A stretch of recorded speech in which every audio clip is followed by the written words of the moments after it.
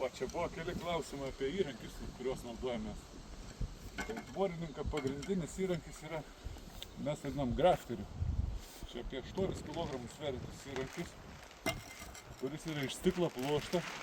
Stiklo pluoštas tam, kad nenutrenktų. Tai gali skaldyti kitas, betoną, asfaltą.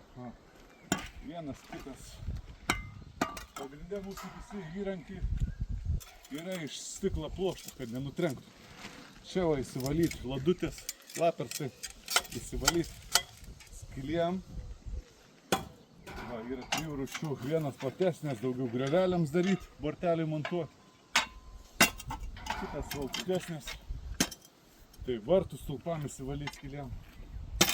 Aišku, rimtas va kastuvas, kuris kerta ir jauna šaknis. Tai va, visi stiklo pluoštai arba medinis, tam, kad nenutrenktų, svarbiausia saugumas.